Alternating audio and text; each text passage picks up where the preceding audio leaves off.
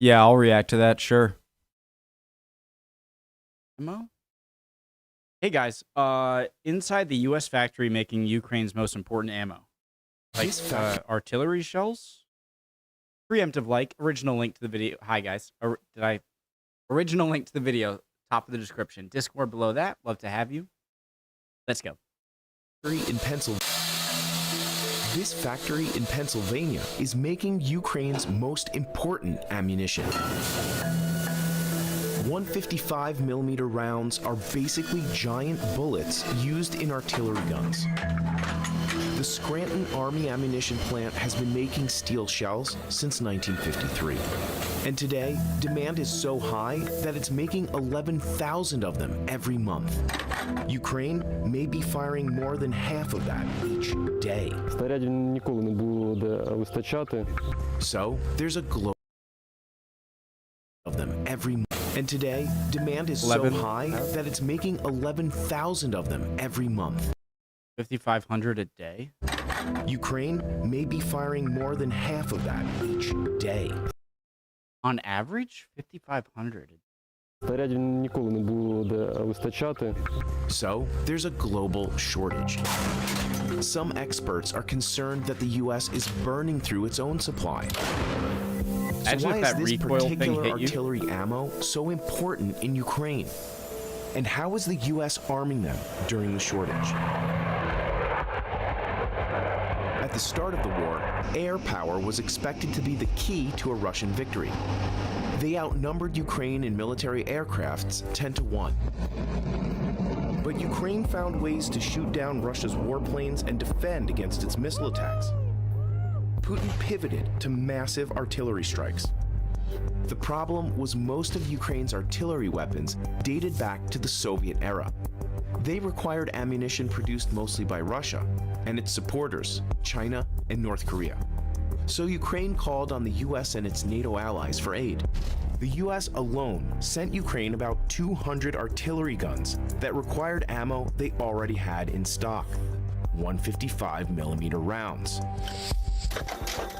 Now, they're one of Ukraine's most critical weapons. 155s are the perfect balance between power and weight. They're shot from howitzers, which are basically a cannon and mortar combined. These massive guns fire shells high up into the air so that they drop down onto their targets. 155mm rounds are small enough to fire up to 20 miles, but still do serious damage. They're packed with 24 pounds of TNT and explode on impact, sending deadly shrapnel in all directions. They're also less expensive than fancier weapons. Javelin anti-tank missiles can cost as much as $78,000, and these shells sell for as little as $800. The Scranton Army Ammunition Plant builds the steel shells for the US's most basic 155mm round, the M795. The US is producing 24,000 a month, almost double what it was making before Russia invaded Ukraine. And nearly half of that supply comes from this factory. Everything starts in the billet yard. Workers move steel rods to the next phase, the forge shop. 4 robotic saws slice the rods into 14-inch long chunks called billets. Efficiency is key to speed. Then they heat them for an hour at 2,000 degrees Fahrenheit. This softens them up so they're easy to shape. You couldn't possibly forge a billet at room temperature. We're basically turning the steel into Play-Doh. Then machines stretch and shape the billets into their final form. Another one adds a nose, which makes it aerodynamic. It comes into the press, it's still a tube. As it leaves the press, it's now a projectile. They're inspected and then fed to the production shop. Then the grand finale. Workers reheat the billets, then cool them in a 6,000-gallon oil bath. After some final lathing and polishing, workers hang the shells on hooks. Then they get a fresh paint job. The entire process takes about 3 days. After the shells are done, they take a truck ride to another factory that adds TNT. Then they're ready for the battlefield. It's there that soldiers will add the fuse and turn it into a lethal bomb. 155s have been used by the US and its allies since World War I. They were small enough to hit targets up to 7 miles away, but packed enough power to penetrate. The fuse. So it doesn't just explode on impact. Or maybe I'm just thinking of fuse in the wrong way. Okay. I thought maybe like the impact of the round would create a lot of heat and explode and cause the TNT to explode. You know, all of that happening in fractions of seconds. 155s have been used by the US and its allies since World War I. They were small enough to hit targets up to 7 miles away, but packed enough power to penetrate enemy trenches. United Nations guns go into action against red positions. After World War II, 155mm became the standard artillery size for NATO countries. Today, the US has rounds equipped with GPS guidance systems that cost over $100,000 per shell. Since the war began, all the NATO It can guide the what does it have, little rockets in them? Huh? They can guide the projectile from artillery. Now I'm really curious how those work, and I want to see a whole video about the guided munitions. over $100,000 per shell. Since the war began, all the NATO allies have sent Ukraine some form of military aid. They've donated tanks, anti-aircraft guns, rocket launchers, and missile defense systems. But the US tops the list. They've sent roughly $42 billion worth of weapons to Ukraine. While expensive weapons like these make headlines, it's artillery that Ukraine is using more than anything. This past spring, Ukrainian forces were firing up to 8,000 155mm shells. On $42 billion.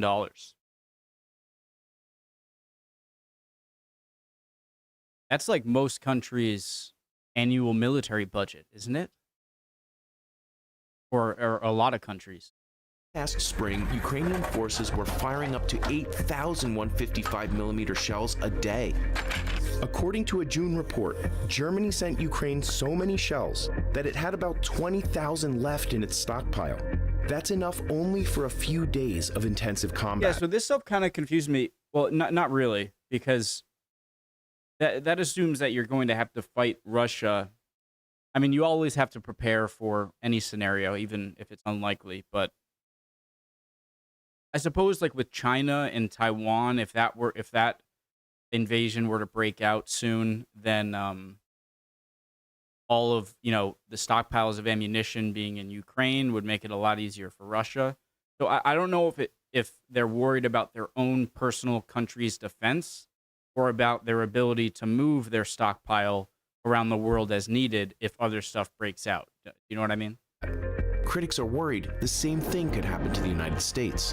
What we need most of all is artillery shells. And they're in short supply. We're working on that. The U.S. has sent more than 2 million 155mm rounds to Ukraine. But most of that came from its own stockpile, which it uses to train soldiers and aid other allies. While the true status of the nation's stockpile is a closely guarded secret, some experts are concerned that it could be running low.